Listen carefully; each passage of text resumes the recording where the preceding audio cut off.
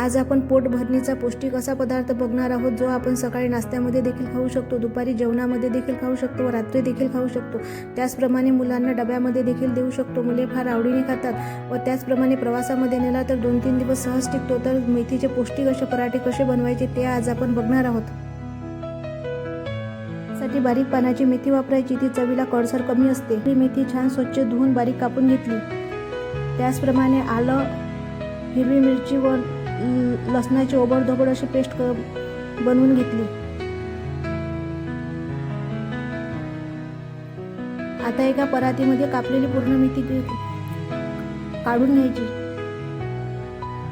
त्यानंतर यामध्ये ओवा व जिरं हातावर अशा प्रकारे क्रश करून घालायचं.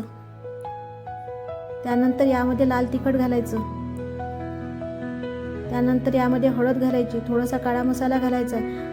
आपण जी पेस्ट बनवली होती आलं मिरचीची ते देखील यामध्ये घालून घ्यायची. थोडीशी धने जिरे पावडर देखील यामध्ये घालून घ्यायची व चवीपुरते मीठ घालायचे. एका मोठ्या जोडी मेथीसाठी मी इथे 1 वाटी कणिक वापरले. यामध्ये तीळ देखील घालून घ्यायचे व अर्धी वाटी आंबट दही या ठिकाणी घालून घ्यायचं. दही जर फार आंबट असेल तर अर्धी वाटी घालायचं. दही जर कमी आंबट असेल तर तुम्ही 1 वाटी देखील दही घालू शकता. यामध्ये मी 1 मोठी वाटी कणिक या ठिकाणी वापरलेली आहे. तुम्ही कणिक तुमच्या आवडीप्रमाणे कमी जास्त करू शकता, पण जास्त प्रमाणात जर यामध्ये कणिक वापरली तर मेथीची चव कमी येते. त्यामुळे कणिक थोडी कमीच वापरायची.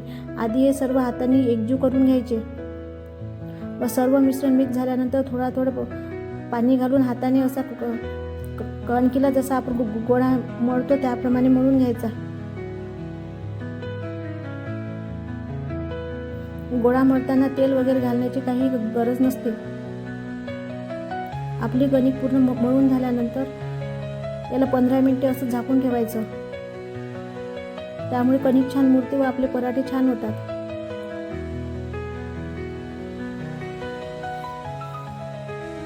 आता 15 मिनिटं झालेले आहेत. आपला गोळा छान मुरलेला आहे. आता याला तेलाचा हात लावून एकदा छान आणखी मळून घ्यायचे.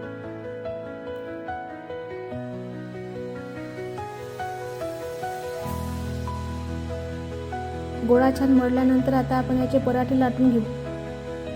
छोटा गोळा घ्यायचा व त्याचे पातळसर पराठे लाटून घ्यायचे. जाड पराठे लाटायचे नाहीत, कारण जाड पराठे लाटल्यानंतर ती खायला तेवढी मजा येत नाही जेवढे पातळ पराठे खायला मजा येते.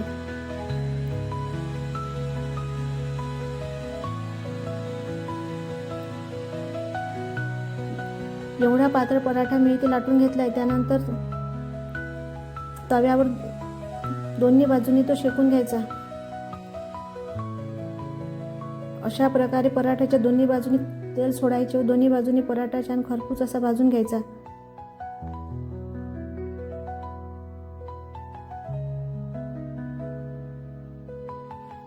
हे पराठे पौष्टिकही असतात व चवीलाही फार छान लागतात. त्यामुळे लहान मुले फार आवडीने खातात. ज्यांना मेथीची भाजी खायला जमत नाही किंवा आवडत नाही ते असे पराठे बनवून खाऊ शकतात. येथे आपला पराठा आता बनलेला आहे. दुसरा पराठा देखील मी इथे भाजताना दाखवलेला आहे. अशा प्रकारे दोन्ही बाजूनी छान पराठा खरपूस असा भाजून घ्यायचा व तो दह्याबरोबर सॉस बरोबर तुम्ही कशाबरोबरही तो खाऊ शकता. चवीला भन्नाट लागतो. पूर्ण व्हिडिओ बघितल्याबद्दल धन्यवाद. व्हिडिओला लाईक, शेअर व सबस्क्राईब करायला विसरू नका. अशाच नवनवीन रेसिपीसाठी मराठी मेजवानीला नक्की सबस्क्राईब करा. धन्यवाद.